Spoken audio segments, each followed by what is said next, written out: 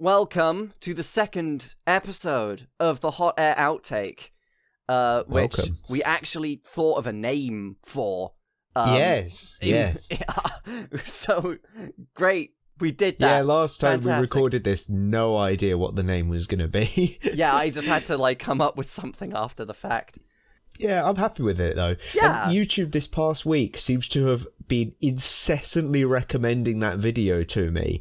Even though I watched it when it came out, YouTube remembers that I watched it. I was in it. Yeah. And every single time I watch a video, the number one recommended is that. I'm like, at least the algorithm's doing something, but... Yeah, no, how do I tell it? I've noticed, especially over, the past week, I've been increasingly recommended my own videos. Every time I keep getting YouTube notifications to watch my own videos, it's very, very funny.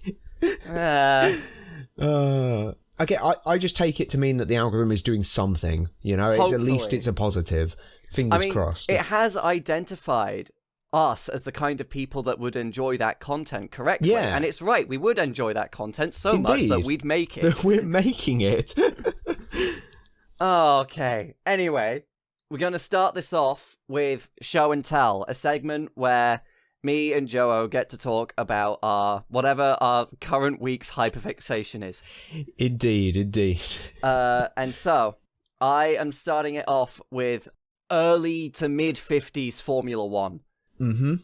I was looking into, what was the sort of the last thing that Bugatti ever really did? And it turns out, in 1956, they did try and make an F1 car, and it's really cool. It's a car in the top right. It's got a transversely mounted straight 8. Oh, what? Wait. Transversely mounted straight 8? In the middle. In what? None of that makes any logical sense. It's one of the it's one of about 2 engines Bugatti made that is actually over square. Because, oh my god. And yeah, no, it's fucking incredible. That's amazing. That is ridiculous. It raced one time in the 1956 French Grand Prix and retired after 13 laps because the transmission broke.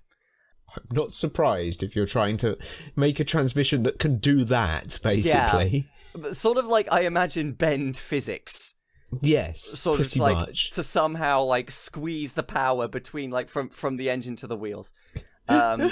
Yeah, but that sort of got me down a rabbit hole, and there's a bunch of really cool and quirky Formula 1 cars from this time.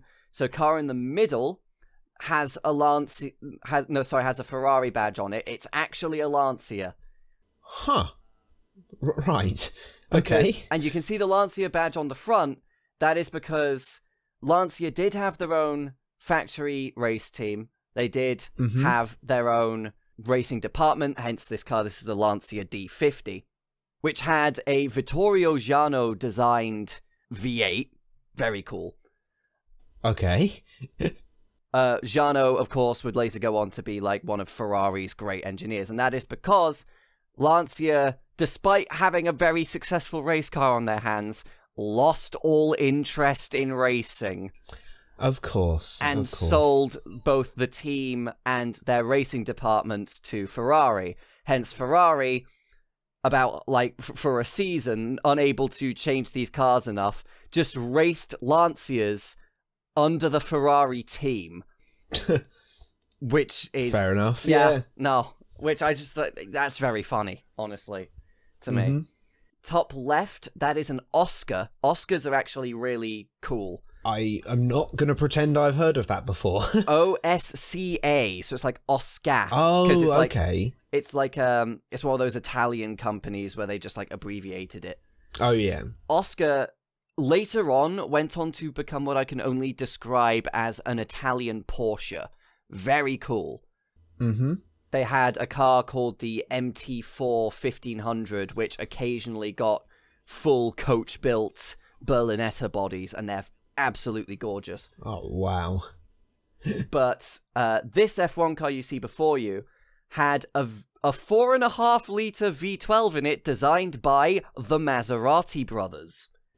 Oh, okay. I bet that sounds absolutely incredible then. Yeah. Awesome thing right there. Bottom right is the Gordini T32. Yes, back when Gordini was its own Gordini, thing. yeah. Yeah. Back when Gordini still really meant something. Back before it was a blue paint with a couple of stripes. Exactly. I love modern Gordinis, but yeah. But yeah, it's... that car you see before you also has a 2.5-litre straight 8. But I assume this one is not transverse as well. No. As indicated by the very typical... The very long snoot, yeah. Yeah, no. I love straight 8s. They're such a cool engine layout. But... Yeah, no, they're so, like...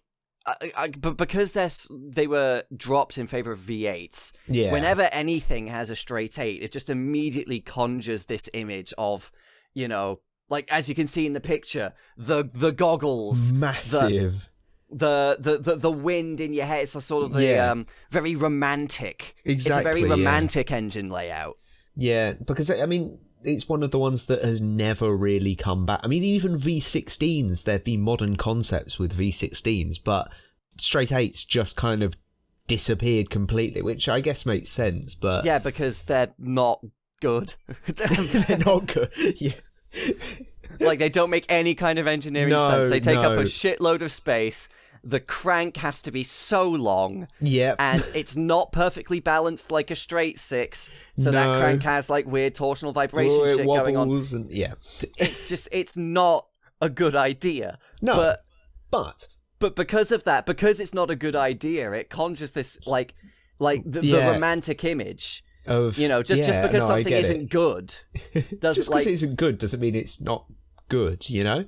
Yeah, and, like, it's also sort of the fact that because it isn't good, because it's not perfect, that's why it has that sort of thing for me. Mm-hmm. And then finally, in the bottom left, is the legendary BRM V16.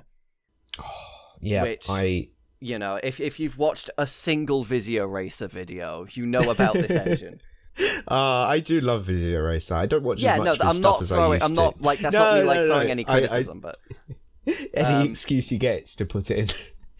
Because like it's from the 50s, a 1.5-litre V16 supercharged beyond its life. It's just, I was going to make the joke that, like, all of the cylinders are shot glasses, but I honestly think that's probably bigger than the actual cylinders. Yeah, hang on. Okay, so your average shot glass is about 30 or like 3 cubic centimeters, I want to say. Hang on. No, I'll do the maths and put it up on screen. I'm not doing the maths now. Fuck you. Yes, no, like, and supercharged within an inch of its life. You know, I think they were getting like over 600 horsepower from it at some point. This is the kind of engine that should only exist in automation, and yet it's real. It's mental. I love it. I love BRM. BRM was so cool. I have recently been very tempted to buy the only BRM I could ever afford, being a Rover. Yeah, the Rover, the Rover 200 BRM, which is still a cool thing. And it is. Yeah. Oh God, I've forgotten the word. It is. I will not argue with the fact it is the coolest Rover. MG Rover, like, combination of colours and spec ever. I mean, it's green, orange grille, bright red interior. Yeah. That is the watermelon car. I love it. Oh, God, I love Rover. God, no. But yes, that's sort of been my recent fixation. I wish I knew so much more about old F1. Like, and old race cars in general, really. It's just not something I know all that much about, but you are going to encourage me to dive into the rabbit hole the rest of this weekend. Later on in sort of the 60s, the 60s is also a really cool era for Formula One, because you have the first Honda Formula One cars back when, you know, all they were known for was making bikes. Basically, yeah. And they were making these tiny little V12s that just fucking screamed. Maserati was still in the game making a V12. Matra came out of nowhere with one of the best fucking V12s that's ever been in Formula One. An incredible time period for racing, and for every brand wanting to do something. you know, and with so many brands that you cannot imagine, you know, even imagine now, but especially back in those days, being so into the racing, but they're putting all of this money into these ridiculous engines. Oh man, this is back when cars were still fun. Yeah. Where it was an achievement to own a car, you know, it wasn't. Anyway, moving on. I see you've prepared a little game for me. I have. I've been preparing a game. I was halfway through making this slide. I thought, we can make a game of this.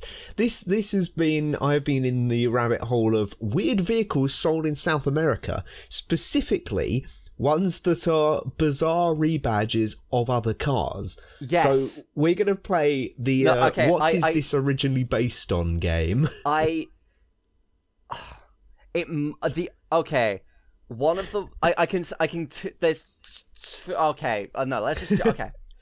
let's just jump straight in.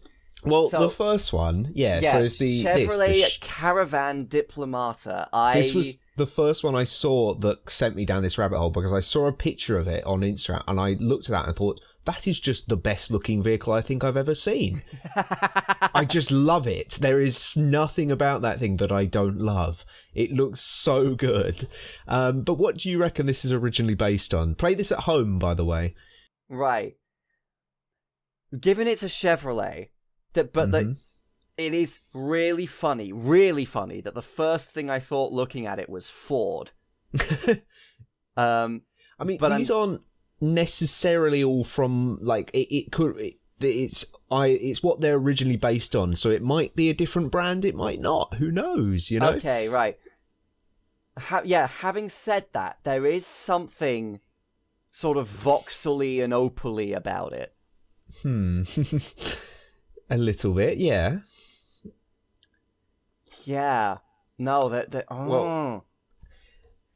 there's definitely something like Opel-y about the headlights. Yeah, and like that kink over the rear wheels is. It's such a good design. I love it. It's such a good looking car. Yeah, I don't think I'm going to get close. I'll reveal now that the original vehicle this is based on is the Opel Record. Yeah, okay. I'll take Opel. I'll take that. I'll say Vauxhall-y. You definitely Opel-y. did say Opel. Okay. We will move on to the second one, the Volkswagen Apollo. Is this it the one? Looks. Yeah. That's the 2-door saloon is not suiting it. Now, there is one example I do know of VW doing something ridiculous in South America. Is it the one that's a rebadged Hillman Avenger? You know what? It is not, but I wish it was, because that is even more interesting. That's one I have not heard of, and I will now be looking at. But it actually is based on the Ford Orion. No, I did know that one as well. I did know that one. I didn't. But no, my mind jumped to the Hillman Avenger one first because that's funnier. Fair enough. No, because again, just picture that. Can we just talk about that for a minute?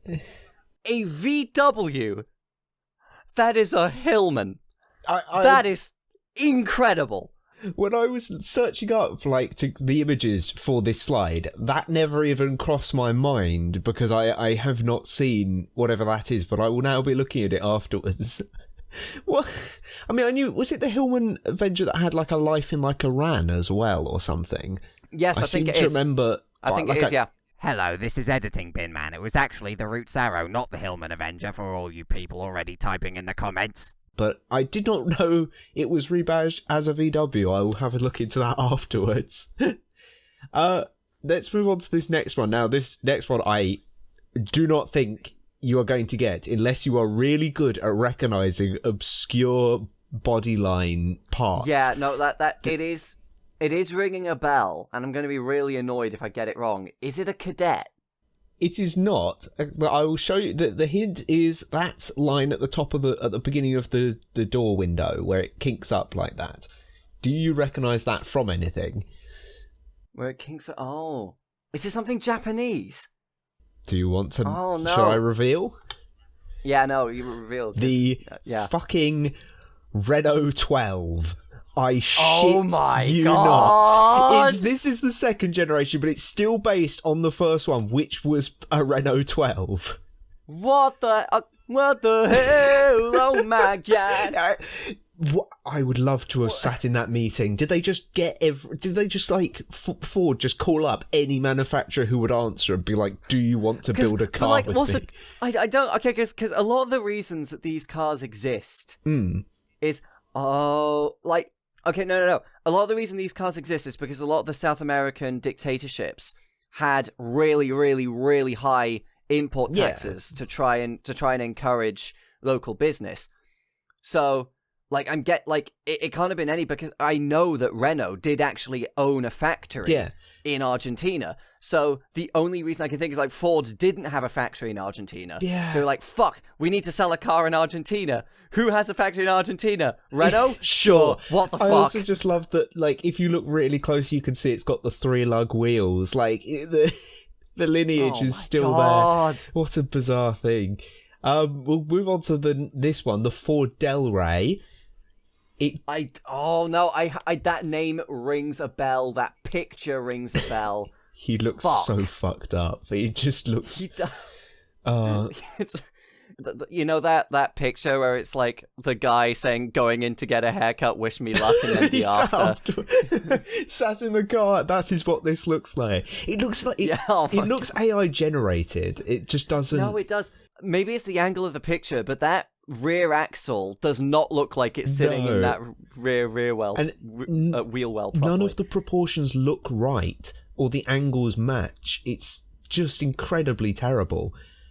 Oh my God. And I'll reveal to you now that this was a trick, because that is also based on the Renault 12. Oh no! Reoccurring characters this early. And then you see the line at the front, you're like, oh yeah, it is. Yeah, no, it's got the kink, yeah. Oh, it's so terrible. It's got the little kink. Oh my God. They milked that licensing agreement. It's incredible how they managed to make it look almost exactly like a then current gen Ford Cortina, but also absolutely nothing like a then current gen Ford Cortina. And also, all of the proportions look wrong in some way. I mean, the wheelbase just looks about a metre too short, and the track width. Oh God, it's terrible. It gives me the shakes. Okay. We'll move on to the fifth one. This one's, I think, possibly a little easier. The Ford Versailles. Oh yeah, that's Versailles. I've never seen it written down. God, I'm stupid. Well, there you go. You learned something new. We're learning. But yeah, this one is a bit, I would say, possibly a bit easier, but... Yeah, no, okay. There is still something distinctly Ford about it. Like, the way the rear window is designed. That sort of whole, like, canopy at the rear. Yeah. That C-pillar is really Ford Falcon. Ford Falcon. Bizarre as well, because the original car that this was based on, as far as I'm aware from the research I did, never actually had a 2-door saloon body. So they made... So that's a South American exclusive. But also a Ford exclusive from the car that it originally was.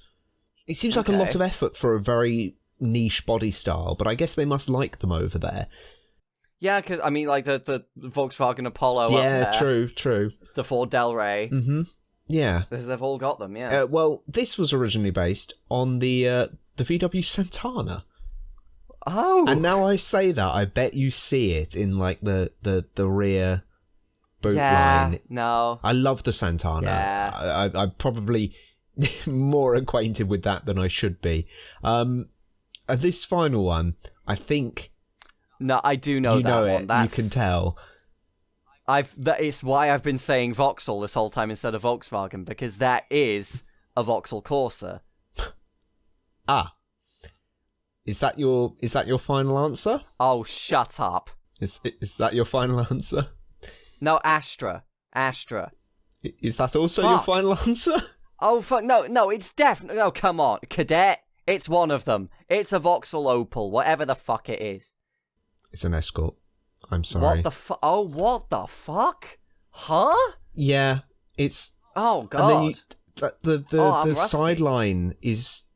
Yeah, it's really bizarre. and the front looks like a No, Polo. okay, no, I know why. That gen of Escort I've only ever seen, ironically enough, as a two-door saloon. Yeah, true. Actually, that does make sense. But yeah, that was a fun game. Let us know in the comments how many points you got. You beat me. I'm craving because engagement here. You know, it's what we need. You beat me because I charitably got 1 point.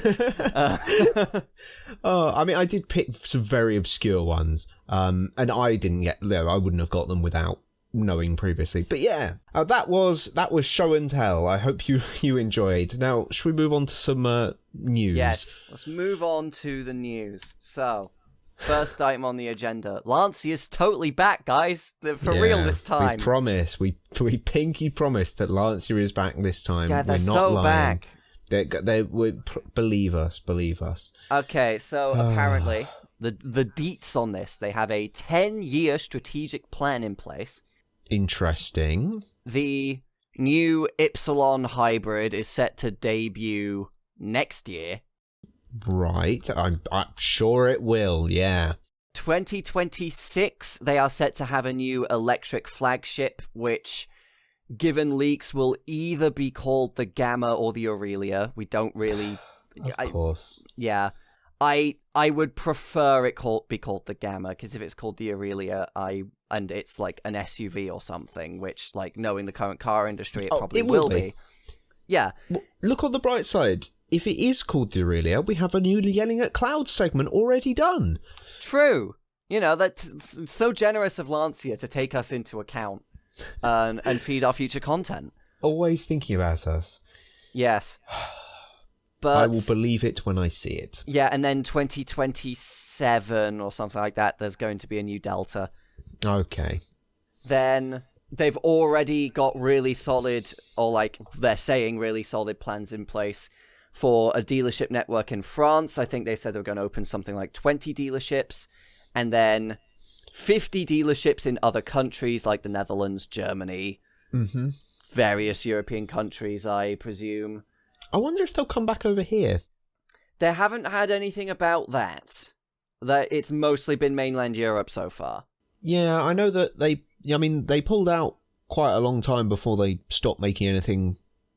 I mean, to be honest, before they stopped selling everything worth selling over here, they did pull out of the UK. So I'm not sure whether they'll feel like coming back, but I don't know. I know the name Lancia still has like a cachet to it. I guess, yeah, but yeah, that's true, because nostalgia has smoothed the wounds that led to them leaving in the first place, I think. Exactly, yeah. Like Top Gear has gone a long way. Yes, to doing that. When you think of Lancia now, you think of a Stratos and a Delta Integrale, not a rotten pile of metal. Yeah, not a beta that's crumbling into the ground before its first birthday. Yeah, they have debuted a new badge, which I thought I would include. That's how serious they are about this. They're doing a total brand overhaul, and I do actually prefer this badge over the one they had before. I quite like it, actually. I mean, it's not much different, but it does seem more modern without too generic. And also, they brought back in the vertical line on the left-hand side, which had gone from the previous one. So they are actually being more historically accurate. Ah, good for them. Good for them. Yeah, no, it would be nice. Yeah. You know, but it would be nice. A, if it happens. B, if it happens well. And see if it happens in the UK.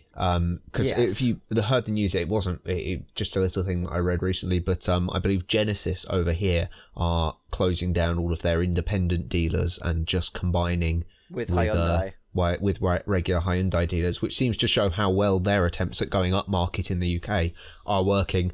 As a nation, I think we're quite set in our ways about which class of vehicle is. You buy German, you buy a BMW, you buy an Audi, you buy a Mercedes. Exactly, and I think they are learning the hard way that we're a nation of thickos and we value a brand much more than what you actually get. Yes. Yes, in other news, SAAB is back! Yes! Yes. Saab's back Saab for is real back. this time, guys. It's back. We're so back. We're so back. I'm gonna stand up every day out of bed and salute the big Saab logo that I plastered on my wall. Yeah. Because we are back. Yes, so the news here is that we talked about it a little bit last episode. Stenhager Invest, which is the company that was interested in buying the factory. They had previously bought 80% of the factory. They have now upped that to 100%. They own the entire factory now. And there's a mobility show that's going to happen in Gothenburg on the 1st of December. Mm-hmm. And this is apparently going to take center stage. Awesome. I am very excited. I'm very, very excited. I'm not going to pretend... Yeah. This is brilliant. Good news. Like we go and watch the previous episode if you want to learn more about the car itself. Long story short, Saab is Saabing again. Fantastic. Please let this happen. It's Saabing time. Yes. And then he Saabbed all over the audience. I was avoiding saying that, but... Oh, yes, it is good news. I mean, there were some comments on the actual previous video that seemed quite pessimistic about whether it would actually happen, but it is going forward, and even I didn't particularly have much faith about immediate progress, but credit to them, it does seem to actually be moving and happening, which I'm very, very happy for.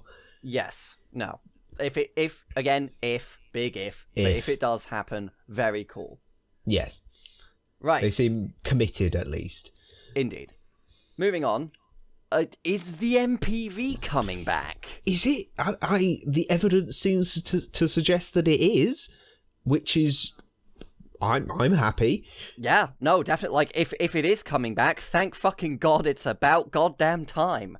I would literally stand at the altar of MPVs before an SUV any day of the week. I mean... Yes. And this might be a hot take. I think that Volvo thing looks bloody brilliant. It looks great. It's just such a comical vehicle. It almost looks like the artist's impression of what like the most over the top MPV could look like, and I do kind of love it. Yeah. So the news here is that not only have Volvo debuted a new electric MPV, minivan, whatever you want to call it, called the EM90, which does also imply that, like, because obviously we have S for the saloons, we have XC for the SUVs, we have a brand new Volvo prefix just dropped, EM. Babe, wake up! New Volvo prefix just dropped. What do you think that stands for? Enhanced mobility. Yeah, and E is like, obviously they're invoking electric with that. Oh yeah, that as well, yeah. But that implies that there may be a range of smaller MPVs. We may get an EM70. Yeah, because we got the XC90 first, and then there was the XC60 and whatever other crap they made after that. But yeah, they seem to like to go for the big one to kind of test the waters, and then hopefully we get some smaller ones, I guess, because every MPV sold is an SUV that isn't, so... And that's a good thing. It is a good thing. The reason why this is sort of a trend that, we're positing is the MPV back is because, obviously, for a very long time, the MPV has still been popular in Japan. You have... What's it called? The Toyota... Alphard. I wanted to call it the Alpharad, but no, that's the guy that plays Pokemon. That the Alphard has apparently now been rebadged as a Lexus and being sold in Europe. Yeah, I did read that. I mean, because they've always sold, at least over here in the UK, they've always been quite popular as imports. I mean, I see them almost on a daily basis, 10-year-old ones. But my kind of hot take on this is I don't think that means that the Lexus will sell at all well, because the kind of people who buying the imported ones buy them for the benefits of them being imports, I would say, that you can get them pretty cheap, they're really well spec'd, and they have they're pretty subtly styled, they're not that out there, and the Lexus is none of that. It's going to be very expensive, it's got a hideous Lexus grille on the front. I just don't think people over here are going to buy it, really. Yeah, I can see it. selling as like luxurious hotel transit. Yeah, that is true, actually. Like that sort of thing. I wouldn't be surprised if, in a couple of months you start seeing a couple running about London. Oh, yeah, or airport transport. Airport, especially airport stuff transit. like that. I can see, like it being quite popular there. But I'm not sure actual family. Well, I guess MPVs always strike me as being family vehicles, but this is not really being targeted as a family vehicle unless it's like a really upper class family. And I think they're pretty set in their ways of a Range Rover on the drive, whether this is better or not for their uses, But we'll see. I don't think Lexus are expecting to sell a shit ton. No, probably not. But no. But and then, while Volvo and Lexus are just sort of calmly having and sipping like maybe a nice drink in the pub, having a conversation, Alfa Romeo barges into the door, fucking like clad in Adidas. I could do this. Yeah, just fucking like barges into the conversation. Is like, oh yeah, me too, mate. Yeah, I could do that, but better in every way. The boss of Alfa Romeo has put on the table the idea of an Alfa Romeo MPV. Okay. Yeah. Sure. I guess. I'm interested to see what they do, but I'm kind of car crash fascinated in this idea. Yeah. Because I just can't really imagine a vehicle that would sell worse. Yeah, I love it. It's and first return this episode of our very good friend, the Autocar Render. Yeah, it's nice to see them back. We're about to get a hell of a lot more in the upcoming slide. Oh, good luck. Yeah. So the reason why especially this Alfa Romeo one I think should be taken with a pinch of salt is if we move on to the next slide. The boss of Alfa Romeo has said that they're going to be doing everything, actually. So not only are they maybe doing an electric MPV, they're also going to make an electric SUV to rival the BMW iX, and they're also going to make an electric Giulia. And possibly even the return of the Giulietta, which I couldn't find, but I remember reading somewhere. It doesn't seem completely out of the realms of possibility, just reusing tech from other manufacturers under Stellantis or whatever it is. It is Stellantis now, isn't it? Yes. But that seems like a lot of fingers in a very, very many pies. I'm not... Good luck to them. I think, as discussed previous episode, Alfa Romeo has, finally in its entire history, had actually a pretty damn good financial year. Yeah, I remember you telling me this. I was very surprised. And so I think Alfa Romeo have seen that and just gone full steam ahead. Holy shit, we're so fucking back. Yes! They're cheering. They're like, we're going to do everything. You want a 4C, another 4C? We'll do that, sure. I would actually quite like another 4C mentioning that. But no. They've had a taste of success and decided that they are the shit. This is how it will be forever. Yes. This is not a fluke. This is just Alfa Romeo now. They are making sure of that, or trying to make sure of that. Yeah. Yeah, I mean, an electric Giulia, sure. There's there's an electric 3 Series, you've got the BMW i5 and shit like that, and of course the iX. It makes sense that is the market Alfa Romeo would go after.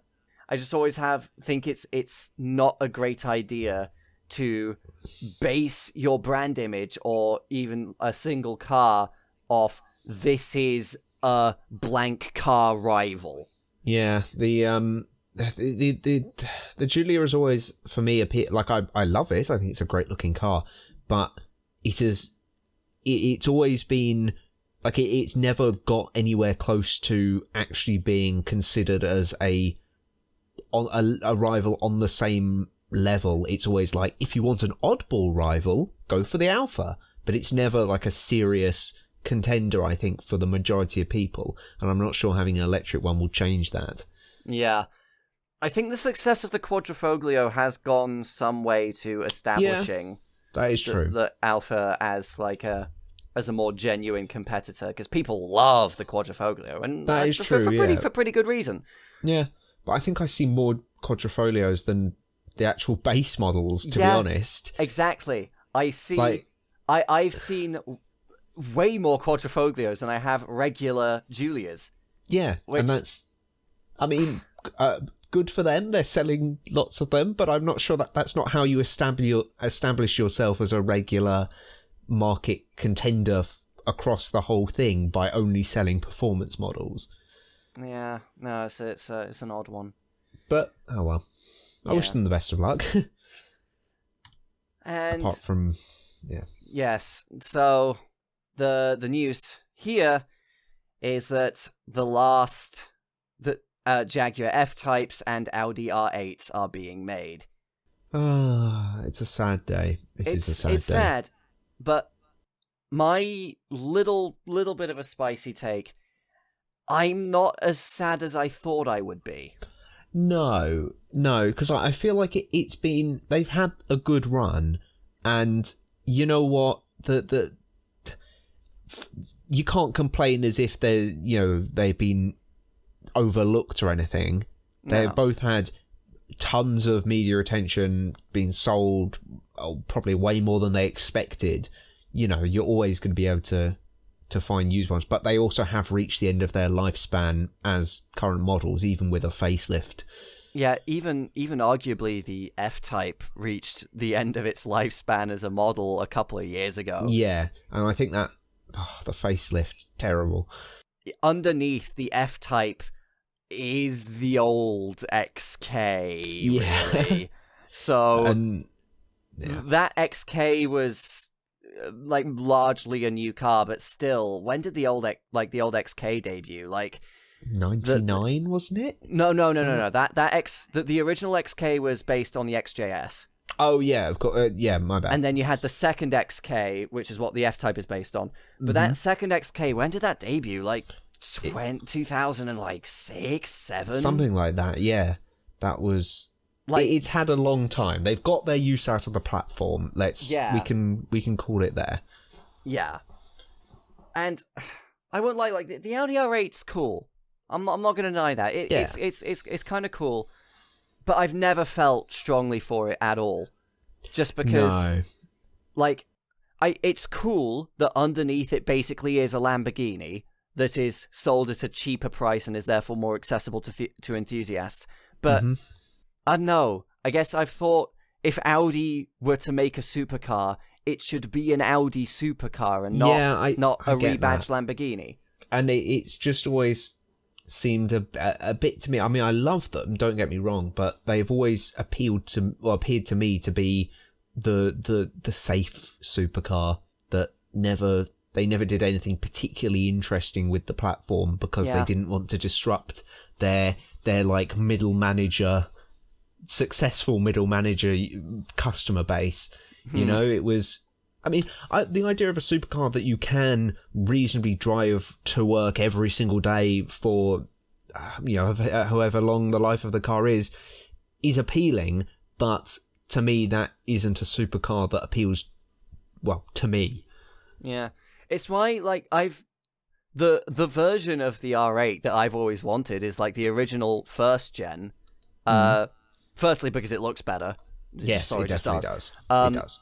But also, because that version you could get an Audi engine in, and sure, it was it wasn't even like, it was less powerful than the V10, but because it's got an Audi engine in it, it feels more like an Audi. And yeah. I mean, I think they look great, they sound great, but they've never been a car that's particularly appealed to me, just because they just don't seem. I mean, it's the same reason why, as much as I love an Aventador, and I think they look great, I will always prefer a Murcielago, because it's just a bit more of a supercar, it's a bit more out there, it's a bit crazier in every way. And if that makes it a worse car, then sure, but I still prefer it. My absolute favourite thing about the Murcielago that I made reference to in my my most recent video is that some of the internal dimensions and specs of the V12 and the Murcielago are still based on the original internal dimensions of the first Lamborghini V12 from 1965. It could trace its lineage all the way back to there through every model apart from, the V8 ones, the Urraco and all that. That is just brilliant. That is, it is, to me at least, the last proper Lamborghini. I know people throw around proper, but it's the last, I would say, the last Lamborghini that has a very much pure essence of original Lamborghinis. Yes. But I might just be talking out my arse, but that's the way that it's always appeared to me. No, I agree with you. No. It's just, that's what happens when you get bought out by a massive corporate benefactor that integrates you into its empire. I do love the history of Lamborghini, especially going through the 90s when they were bought by, what was it, WeatherTech, or the people who owned Vector at the time. Oh yeah, that was. Oh yeah, it was a different owners, but still equally as mad. So I can the Diablo to me perfect. It's still just as bonkers as all of the Lambos that came before. Yeah, it. Because they for were different reasons. They were bought out by other people, but like Lamborghini was still largely able to sort of design and do their own thing. Although you look at some of the concepts that didn't make it during the 90s, and it's like, oh, what a shame. Yeah. But oh well. But anyway, R8 and F-Type are dead. Jaguar have got to be thinking that they'll replace the F-Type with something. Yeah, they can't just. There'll be something. They'll definitely replace it with something. But on the other hand, I don't think there'll be an R8 replacement. No, I can't. Yeah, there might be some. I think that they will probably just be like, to anyone who, to be honest, to anyone who would consider buying an R8 new. An e-tron, whatever you call it, is probably just as appealing. Yeah, because it does what they need. Or a Huracan. Or a Huracan. If they want to go crazier, go for a Huracan. If they want to just, have a fast Audi that looks, cool to them, that they can drive to work every day, then they'll just take an e-tron. Yeah, I don't think that it's a coincidence that if you look at the silhouette of an e-tron and the silhouette of an R8, they are actually really quite similar. Yeah. Sad day for driver enthusiasts and people who want to buy a cheap second-hand fast car. I shed a small tear, but... Yeah. Now... Hello, Autocar Render. Hello, Autocar again, you fucking bastard. Why does it have Hot Wheels proportions? The wheels are massive. I don't know, man. Like... But this is actually how it will look, Yes, no, this Definitely. This is how it will look. As Elon Musk keeps telling us about everything he's ever done, and then it doesn't. But no, those panel gaps are too small, actually. Yeah, no. We're saving that one for later. Sorry. Yeah. Yeah. Shh. We got to start with like little punches and then move up to the big kicks. Exactly. Yeah. So this is a render of the Tesla Model 2, which is a hatchback that will apparently be made in Germany and cost somewhere in the region of a hair over $22,000-ish. Mm-hmm. So, firstly, Elon Musk and the European Union do not have the best history. It's been a rocky relationship. They don't see eye to eye, I'm sorry? They don't see eye to eye, No. Especially at the moment with what's going on in Sweden with unions striking, and basically all of the Teslas that are arriving in the country are just being left on the boat, I think, because they refuse to unload them. They refuse to do anything to do with Sweden until they come to an agreement with the unions, which is quite funny. But yeah, no, God bless Sweden and their strong unions. God damn. Yeah, no, that is funny. I just given the blatant workers' rights violations that have happened in American factories for Tesla. Mm-hmm. Yeah. The injuries. for the fact that stuff isn't health and safety labeled because Elon doesn't like the colour yellow. I was about to say that. That's ridiculous. Sorry, I beat you to it, but... Yeah, no, the racism. Oh, yeah, that as well. Yeah, the apologizing not by fixing any of those issues, but by, in some cases, offering to build on-site roller coasters, and I'm not shitting, a pizza party. I cannot wait for, like, those style of Elon Musk solutions to come toe-to-toe with German and European Union workers' rights regulations. Yeah, that will be a war I would love to see. That is a powder keg I just cannot wait to see. Unless this isn't a Tesla factory. I actually haven't been able to find. Apparently, it's going to be built in Germany, but I don't know if it's been, like, subcontracted to a different It could have been, company. yeah. Yeah. That might be what they're doing. Well, can I just say, somewhat unrelated, I hate the way that Tesla have named their vehicles half with letters and half with numbers. Yeah. Am I the only person who's really pissed off by this? No, so no, you have the S, the X, the Y, and then the 3. And I know why he did that, because he wanted to call it E so that the model lineup spelled sexy. Haha, he is mentally 7. But so he does 3 because he wasn't allowed to call it E, because I think of the Ford E series vans, whatever. But now he's doing 2. What?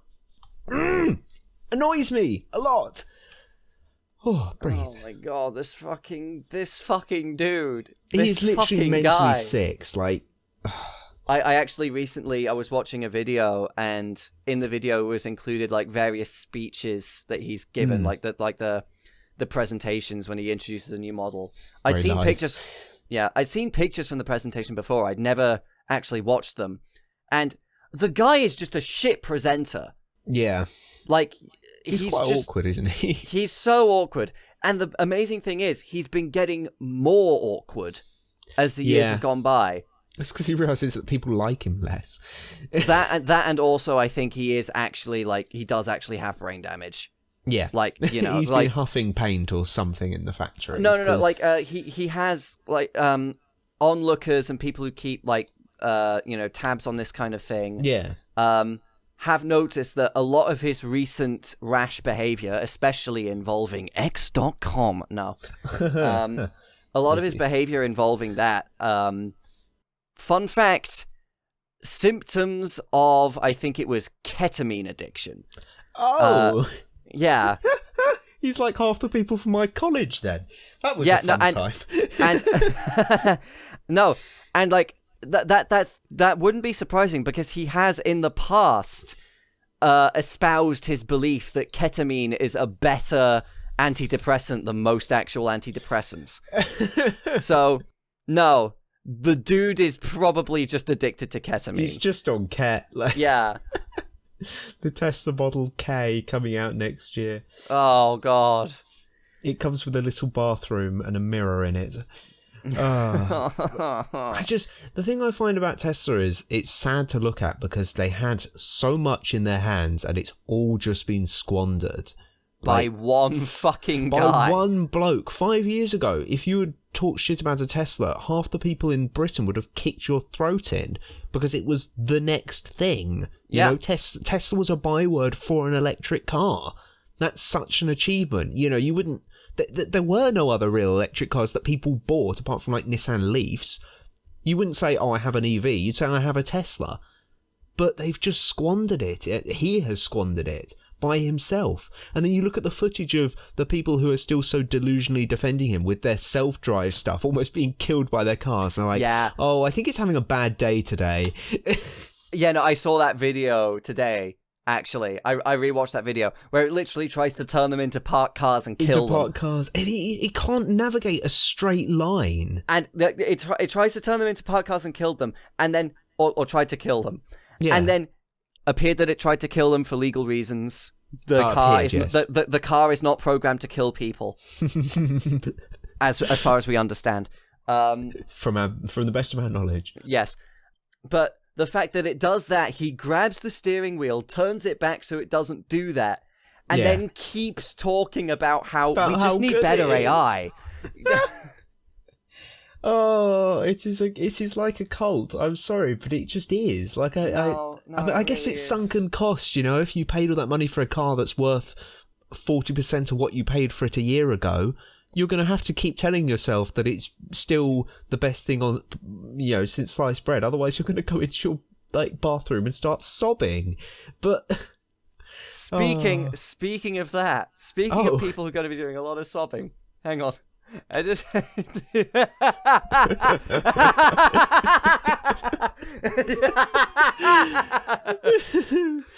oh baby. I don't know why we didn't talk about this episode 1, but the goddamn Cybertruck. Oh, it's so terrible. Oh, it's the Homer. It's just the Homer. It really is the Homer. Oh my god. How do you make $82,000? How do you make it a vehicle made out of stainless steel look worse, completely objectively, than the DeLorean did 30 years ago? The DeLorean managed this shit. Oh my god. The DeLorean had its problems, but the panels mostly fit. And that was built in Northern Ireland. No offense to Northern Ireland, but this is supposed to be the most advanced thing that can be built in America today, and it looks like that. This is the peak of what Silicon Valley can offer us. Yes, is what we are led to believe. Oh my god! And oh my god. Okay, so just to tap back briefly into Elon's clashes with the European Union. They have the EU has already confirmed that the Cybertruck, as it stands, will not be legal to be sold in the EU. No. So that's that entirely written off already. Thank God. He advertised it as a base model price of something like $40,000. It's now looking like it's going to be over 80. I feel sorry. It's smaller than the original prototype that had the metal ball thrown at it and the windows broke. It's smaller than that prototype now. And the proportions just look so fucked up. Everything, I mean, I haven't mentioned the fact that it's truly gopping, because I thought that was obvious.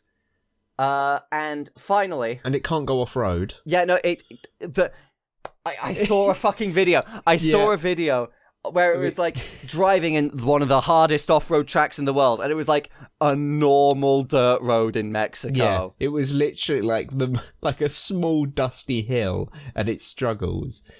Oh my god. This fucking thing. And then the panel gaps. Okay, we'll come back to the panel gaps. Good fucking god. How? I don't know how you manage that. Is this 10 microns, Elon? Is that what you were talking about? Yeah, the fucking...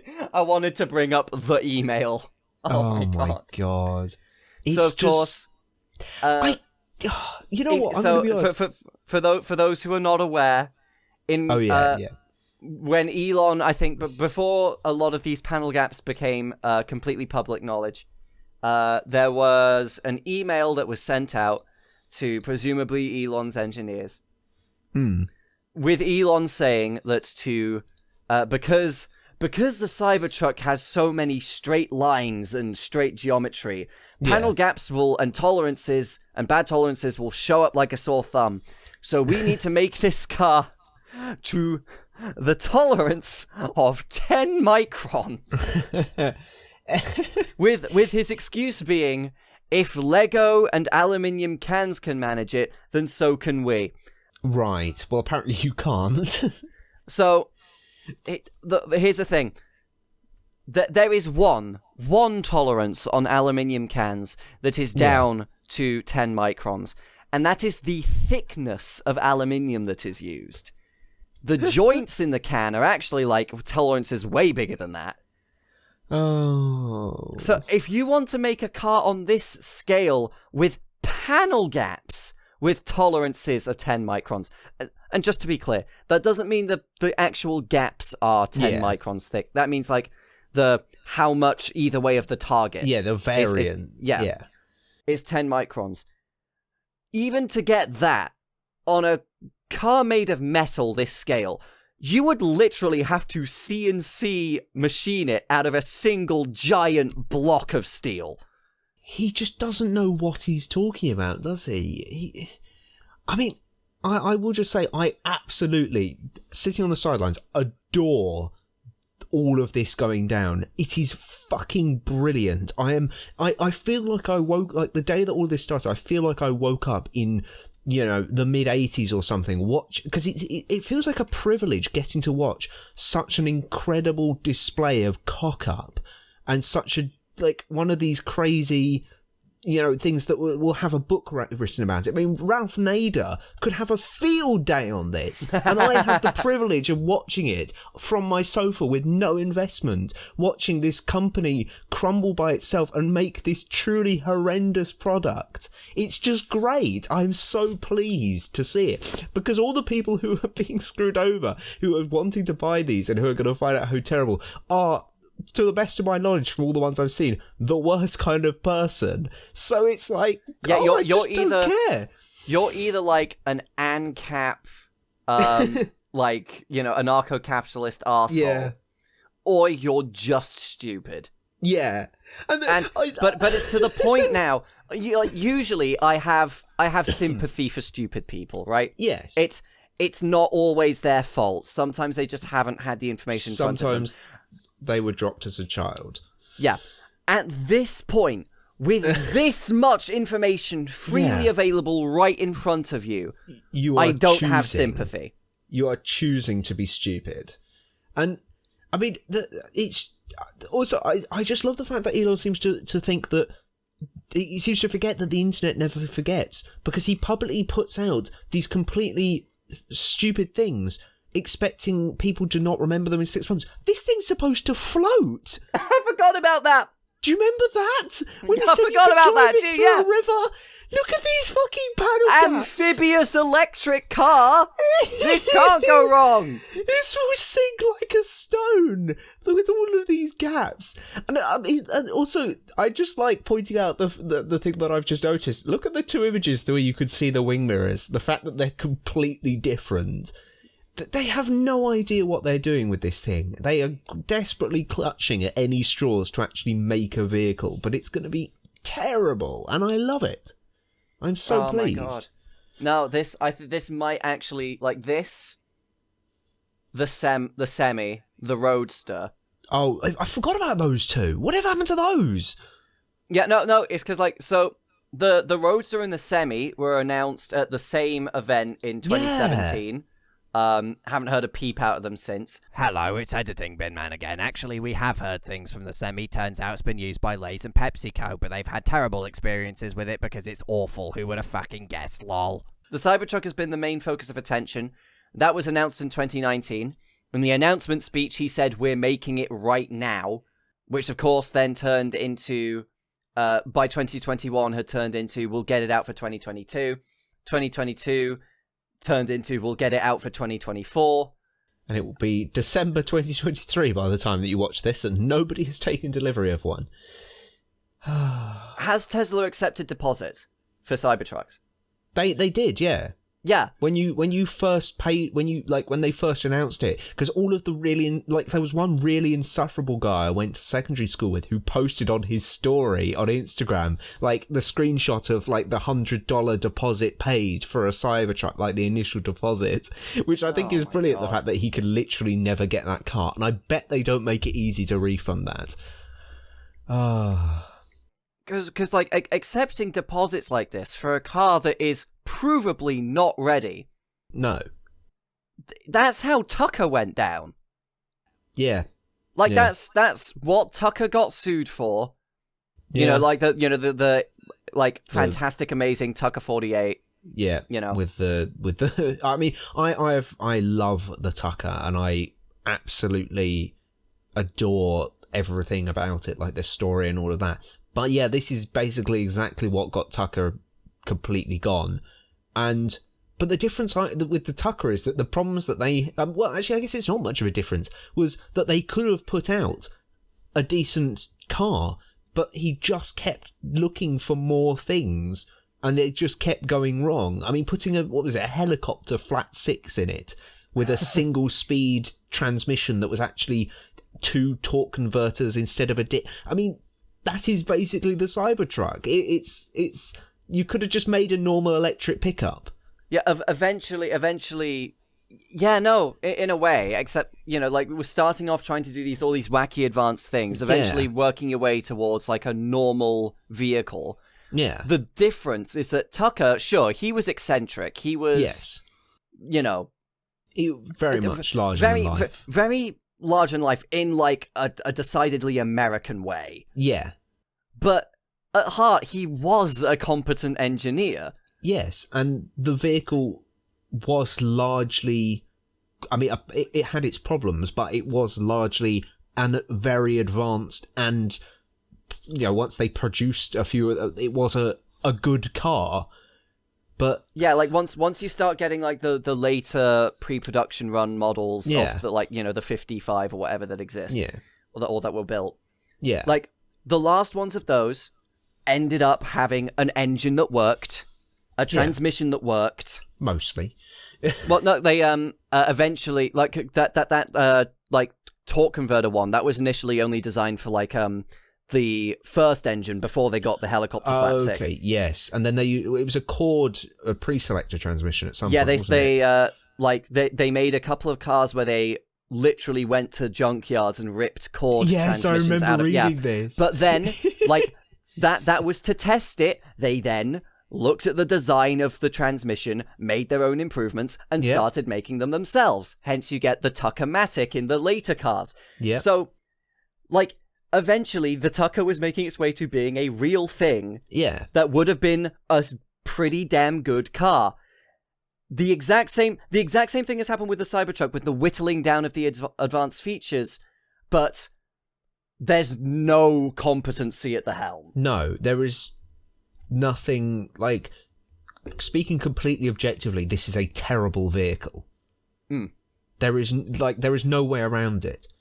And I think that it's honestly, in some ways, a crime that it will ever be road legal, because look at that thing. If that hits someone in a mid-2000s Toyota, they are dead. Like, you do understand this. Like, that people don't seem to get the fact that, like, vehicles crumple for a reason. You do not want your car to not crumple. That is how you die. To be built out of this super, super strong, cold-rolled steel, or whatever it's like, Yeah, because that is how you end up, you dying of the forces, and whoever you hit also dying because their vehicle has been bent into a banana shape. Oh, and then of course it has to be extremely fast because it's an electric vehicle, which makes it even worse.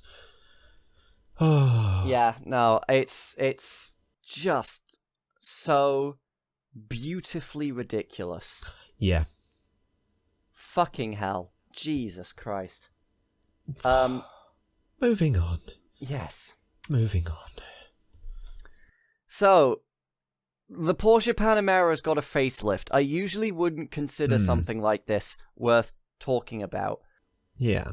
But the main thing that interests me about this is that it's got a facelift where they've taken out the Sport Turismo. We don't have the estate anymore. Yeah. So, Porsche haven't considered that worth not even talking about. They haven't considered that worth keeping. Yeah. What they have considered, the primary thing, the most important thing you need to know about the facelifted Porsche Panamera. Oh, I'm interested. Is that its interior is TikTok ready. Can I ask just one question? What the fuck does that mean? Yeah, does that just mean, like, it comes with TikTok pre-installed as an app on, like, Apple CarPlay or something? You should not be able to fucking use TikTok while driving. I mean, that as well. Like, oh, I'm driving in my fancy Porsche. This is a perfect time for me to make something for the timeline. Does it mean that, like, every time you put your, like, indicator on it, that, like, robo-woman voice comes on and says, your blinker is on? Oh, no! Does it play Subway Surfers gameplay to make sure you stay interested while you're driving? like, I don't think there's a single positive Sorry, no, connotation. like that. Yeah, no, I agree. There's not a single positive connotation, but I just like you bringing up Subway Surfers. Just imagine like me getting into my Porsche Panamera and Family Guy Funny Moments number 17 starts playing. Me crashing off a bridge because I was so distraught that Brian Griffin died. Yeah. Oh, no, me running over a dog after I was so distraught that I. There is just nothing positive that can be associated with calling your vehicle TikTok fucking, what was it, TikTok ready or TikTok ready? TikTok ready, Jesus wept. Oh my god, what? This is where we're at.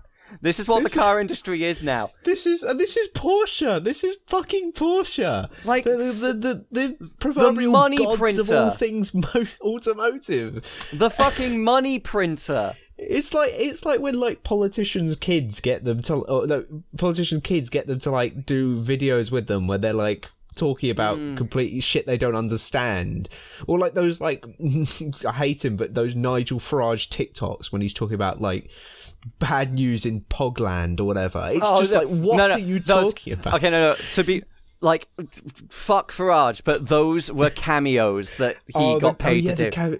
No, the Nigel Farage cameos was because like it was nice to see Nigel Farage reduced to that level.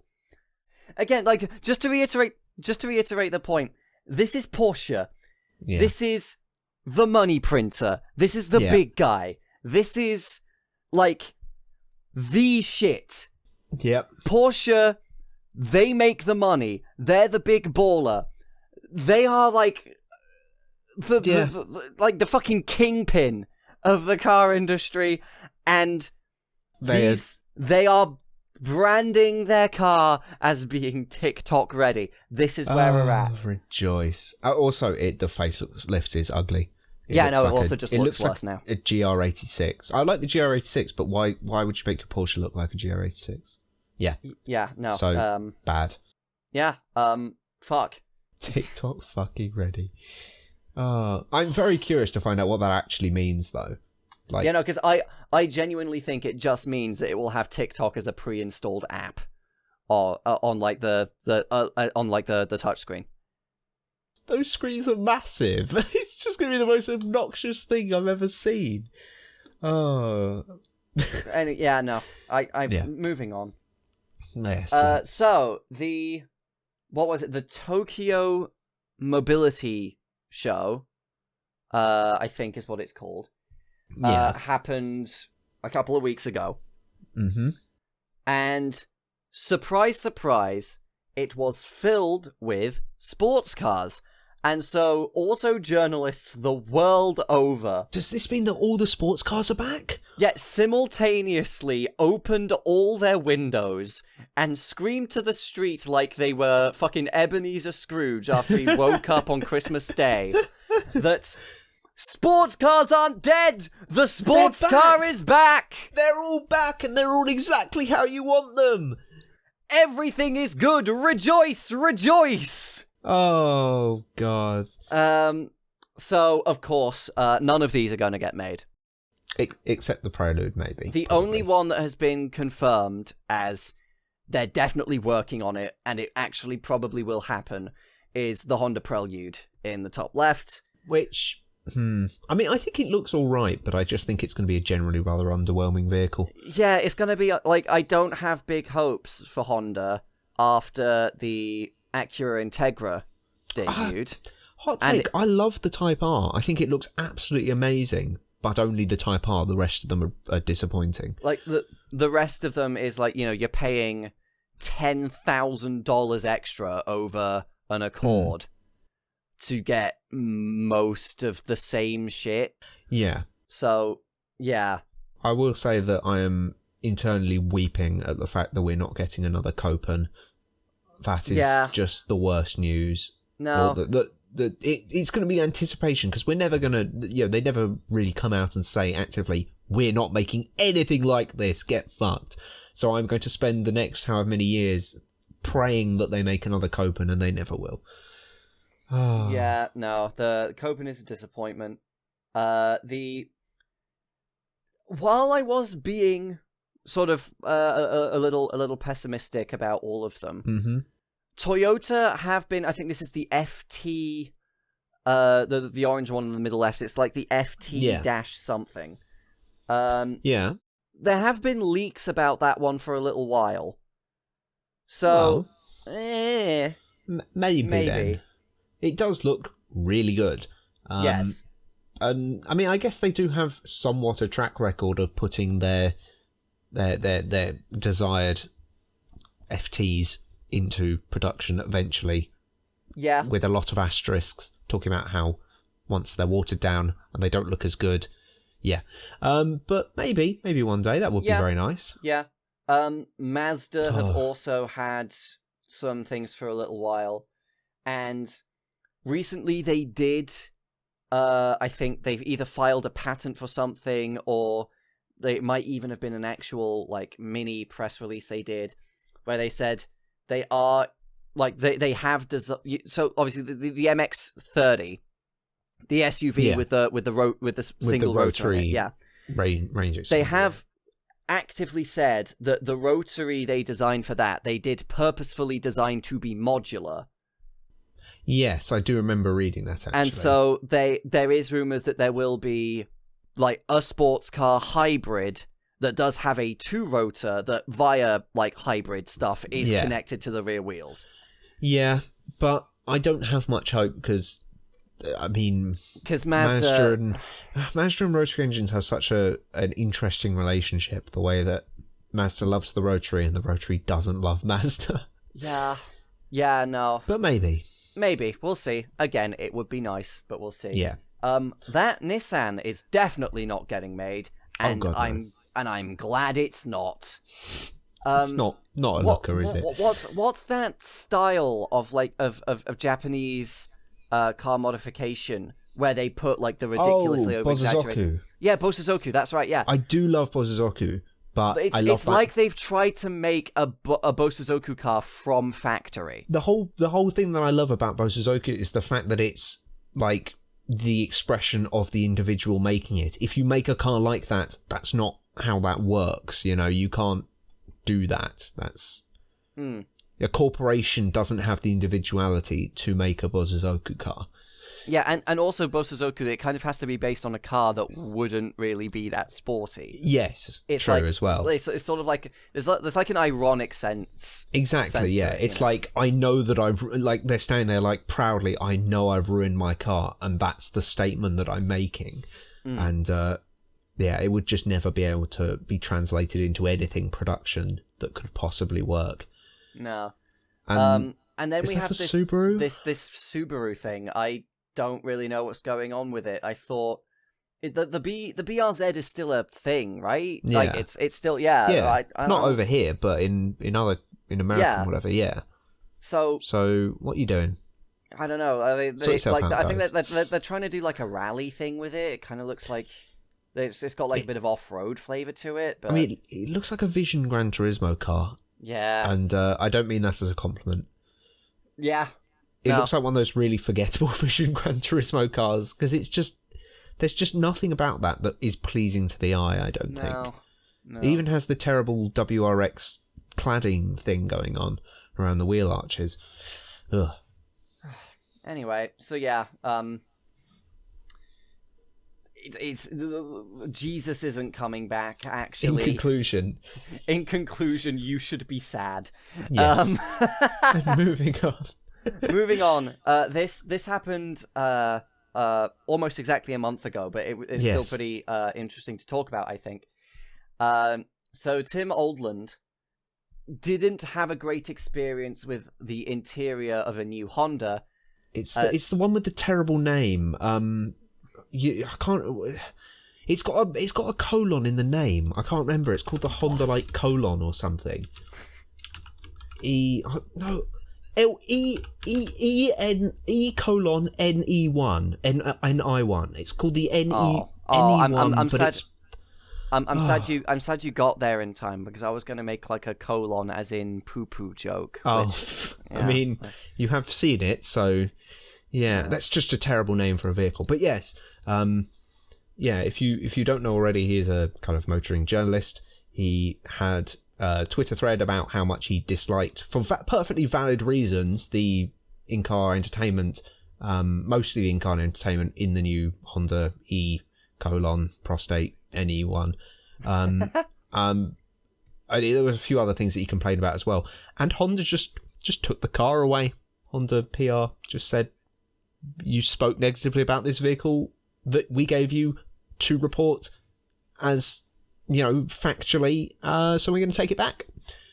Which if that's not indicative of where the industry is heading. Yeah, it's really pathetic and just a terrible sign in general. Yeah, you report, you would hopefully be able to trust automotive journalists to report factually, but now that they're aware of the fact that if you report factually about negative aspects about a new Honda, that you get it taken away, and that probably means you won't have access to any future ones, what are they supposed to do? They still have to put food on the table and make reviews. It's just a really terrible precedent to set. And not specific car news. I mean, I don't care about the car itself, but it's just really disappointing. And from Honda as well. I would have thought better of them. No, I won't lie. I've absolutely cooled off on Honda over like the past couple of years, especially like the NSX. The new NSX was cool. I love that.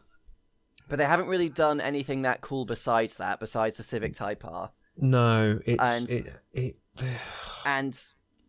like that they just keep bringing out. There's just been a series of misses. Yeah, I'm not that surprised. I think in general, this is a bit of a generalization, but I think in general the Japanese brands are struggling with the move to electric vehicles. I think part of it is because electric vehicles aren't that popular in Japan. No, I think also part of it is probably because when they need a vehicle for a very small vehicle that doesn't pollute much and all that for cities and everything, they've been doing K cars for 50 years now. So that's always been their solution, has been a tiny engine. But an electric thing is now completely new. And I think it's a bit of it's just, not uncharted territory for them, and not something that they ever wanted. I mean, I don't, with Toyota and all of their hydrogen, I don't think they really wanted to face the music when it came to electric cars, that the fact that this is something they're going to have to make. But I think they are now, and unfortunate. Yeah, no, but it does set a very unhealthy precedent. That I mean, this happened in games journalism for ages. If you review a game badly, then they just don't give you early more press review access. Codes. Yeah, they just stop giving you review codes for future games. But knowing who to trust with a car is a lot more important than with a game. Yeah. I know obviously you weren't equating them to be the same, but it's with games journalism it sucks, but you buy a game, it's 60 quid and it's bad and you refund it. But if you go out and buy a car based on false reviews, then you're locked into that for however many years. It's a really, really shit situation. Yeah, no, like this, I wasn't, you're right, I wasn't equating them to be the same. But, like, it's just indicative of, I hate to get all radical lefty here, but... You've kept it in the whole time. We've managed to astray from... that like it doesn't surprise me that like these big massive corporations have like it's in their interest to like no corporation is your friend, unfortunately. No. Even the ones that produce your favorite car will stoop to levels, it seems, at least. No, not good. In funnier news, there was a recent Toyota Hilux advert in which it drove through a river. That I don't think this is the actual... is just... No. But, yeah, it drove through a river, and because of that, for showing little to zero concern for the environment, that advert was banned. I bet it was EU legislators. It was the EU who had a problem with it. It's just quite funny. It is almost, yeah, because like no one tell them that what a fjord is. Do not also, tell them what a fjord is. No one tell them 90% of the Hiluxes won't actually be used off-road. That as well. I mean, I think with pickup truck it's more likely than SUVs and stuff, but every company who has a slightly lifted vehicle has adverts of it fording every stream and going up Mount Everest. None of them ever really do it. It's about 2%, but they have to keep up the precedent that their vehicles can go off-road and go everywhere, so that Marge 55 can feel confident in driving in a bit of drizzle. But it's just really funny that now they just can't. Well, I mean, how do you advertise a Hilux? Because it's fundamentally, for the use case of what it will be used for 90% of the time, a pretty crap vehicle. I guess you advertise it as a work vehicle. Yeah, that's always been the Hilux's thing, you know? I mean, the Invincible was a trim for a reason, because, I mean, again, partly because of Top Gear, but it's been very much ingrained in people's psyche. I think that the Hilux is the tough pickup truck, will go anywhere, and apparently it can't now. Wait, we should you know what we should have done to get more views in this segment? We should have approached it with the mindset that the woke EU are cancelling freedom. You're right. We're free to go into. We're not allowed to drive off road anymore. This is literally 1984. This is 1984. This is wokeism gone George mad. Orwell, my favourite Star Wars character, did write about this. This is just like all of the No, this is like there was one of them about an orange. It's absolutely like that as well. Oh god. When the EU started the Clockwork Orange, they started turning the Clockwork Orange. It all began with the Hilux adverts. First they came for the Hilux. And I said nothing. Because I did not own a Hilux. Oh god, you have to find some reason to laugh. Okay. In current anyway. year. There's a little part of this podcast we like to call The Reds Are Coming.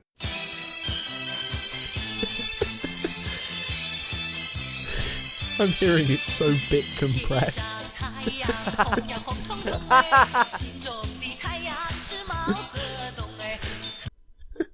So the Chinese cars that are going to completely dominate the West, and we're all going to be driving a Chinese car next year. Yep. This time, we have a double passer. Mm-hmm. 2 for the price of 1. Leap Motor, bottom right, have announced that they are specifically targeting Europe. I think because they're trying to open a factory somewhere in Europe or something. Sure. And good luck to them. Yeah. And top left is Xiaomi.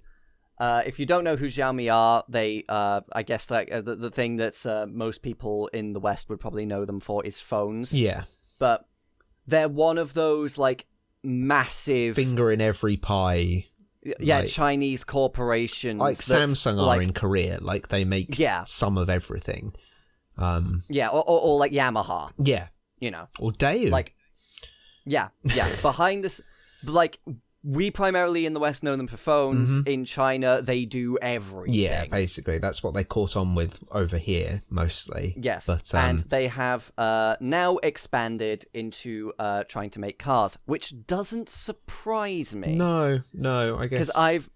Because having done research before into the whole what happened with NEVS situation, Xiaomi were a potential buyer for China Evergrande's car division, including NEVS. Interesting. But the deal didn't go through. No. So for the past couple of years, Xiaomi has been looking to expand into the car market. I guess they were kind of looking, if they could have bought like NEVS or whatever, that would have given them a head start, but now they're kind of doing it themselves, I guess.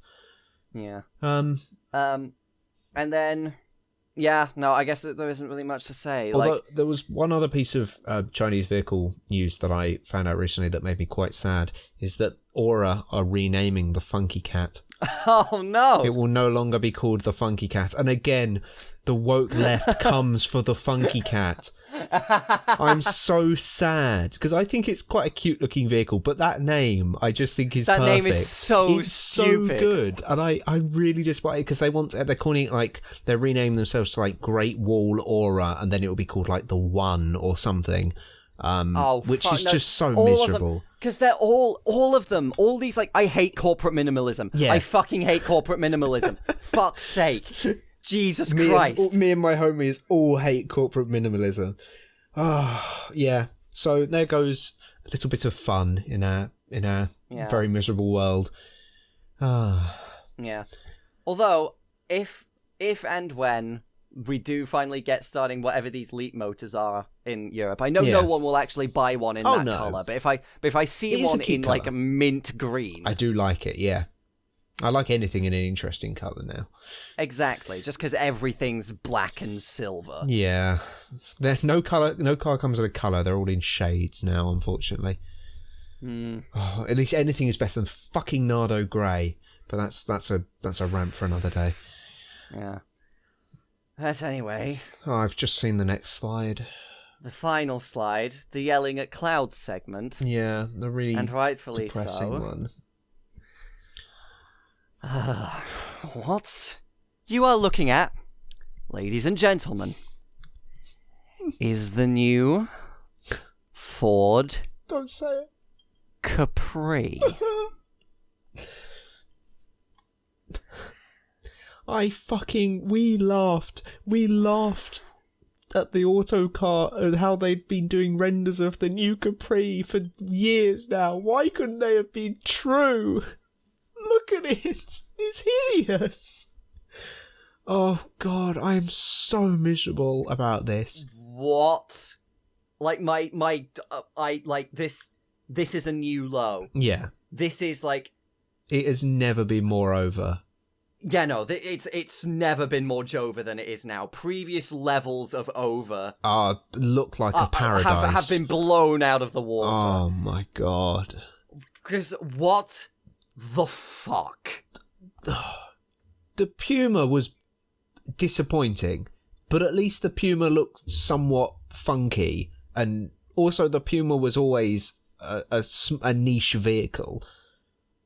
It's like if Toyota brought back the Paseo as a crossover, we'd be like, oh, that's a bit of a shame, I like that car. And then if they brought back the Celica as a crossover thing, it's on another level. This is absolutely atrocious. I'm like vibrating. Yeah, it's like it's not even it's an objectively bad vehicle. It looks ugly even with all of this spy camo. But what about this makes it a Capri? It is such a blatant, obvious clutching at any sort of name. Like anything that could possibly get them a smidgen of sales. Oh, people like the Capri. That might make two people in the UK buy one that wouldn't have already because it's called the Capri. So we will bastardize and tear apart the legacy of this vehicle that we made that was so popular for so many years just to sell a few more of this horrible, disgusting crossover.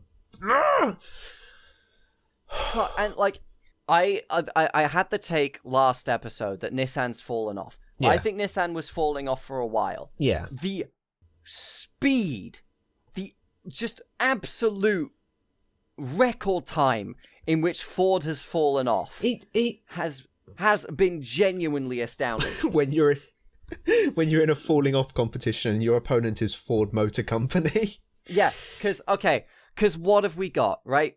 They cancelled the Mondeo. The Mondeo's gone. Mondeo dead. In America, the only car in America they sell that isn't an SUV or a crossover is the Mustang. In the UK or Europe, we have the Fiesta, but even the Fiesta is going away soon. Yeah, the Fiesta is gone. Yeah. Because the Fiesta has ended production. They're just running out stock. Yeah, same with the Audi TT now, actually, very depressingly. Yeah, no, I mean... Yeah, unrelated, but sorry. Yeah, unrelated, yeah. But, which means that I think the only car that they'll sell in Europe, besides the Mustang, is the Focus. Yes. And so they've just announced, look, over the past couple of years, they've done this slew of SUVs, these slew of crossovers that all fucking suck. They're all terrible. And they're not even putting big bucks into their electrification effort, because the only electric car they've really done is, again, another heinous thing, the Mustang Mach-E, which is awful. Like, the Mach-E is a truly horrendous, and even that's a bastardization of an already existing name. Yeah. But that's the only electric car that they've really made. All the other electric SUVs that they're announcing right now are based on VW's electric platform. Yeah, I remember reading that. So Ford are just doing nothing. It's a loop back to the beginning. We're talking about Ford and VW combinations again. Oh, it's happening. Oh, yeah, no. I didn't plan this. Wait, no, I planned this. Yeah. Yeah, no, actually, the electric SUV Capri that's based on a VW is actually a reference. We're bringing back the VW Apollo. We're bringing it back. That's like it's actually a really deep reference that you guys just aren't getting. And if you peel back the skin, it's a Renault 12. Yes, everything is. It's like the "Is it cake" meme. Yeah, Everything's a Renault 12. Oh. Yeah, actually, no, you know the Porsche Panamera facelift? That's actually just to disguise the fact that they've brought back the Renault 12. Oh, shit! Oh, that's incredible. Oh, wow. Yeah, no, but they still had to make the Renault 12 TikTok ready, but, you know, like... The Renault 12 TikTok ready. Oh, God. Oh, it's nice to have distractions from the misery that is this vehicle. Oh, I hate it so much. Like, yeah, no, I genuinely think this is a new low. It is. For me. It is. Like... This is Ford's... They shot themselves in the foot once, and then went for a reload, aimed it at their other foot, and went, what does this trigger thing do? I can't quite remember. I just don't get it. I don't get it. No. They're taking the scientific approach. You need to do it. You need to do the experiment at least 3 times before you can come to a decisive conclusion. Right. Well, what's our bets on what the next one will be? Oh yeah, no, that's a good point. Okay, so we've already like tarnished the Capri. Yeah. What other iconic Fords are there that went out well? Yeah, but they're never going to bring back the Cortina name. No, true. They're never going to do that. I don't know. And we already have the Mustang Mach-E. Yeah, no, it's a tough one, actually. Now that I think about it, because the Puma wasn't really a shooting yourself in the foot, because the old Puma was cool. The old Puma was cool. Yeah, but it's not like classic. No, yeah. The you know. Yeah, the best thing about the Puma was the racing Puma, and even then they only made a few hundred of those, or a couple thousand or whatever. But I don't know, maybe they'll bring back like the XR name on something. Oh my god. You know, like stupid. That's the best thing I can think of. Yeah, it's just so depressing, really. And it's so indicative. I mean, we called this basically. We called this in our last this whole segment is basically predicting like the exact same reasons as to why whatever the next manufacturer that ruins a popular name will do it for. Yeah. Like, we know the reasoning behind this. We're just watching as the dominoes fall, as every manufacturer decides, oh, we can do this. Yeah. Oh. Yeah. Oh. I'm thoroughly depressed now. Yeah, so that's a podcast. That's the end. Yeah, sorry we're ending it on a bit of a sour note. Everything sucks. Nothing's good.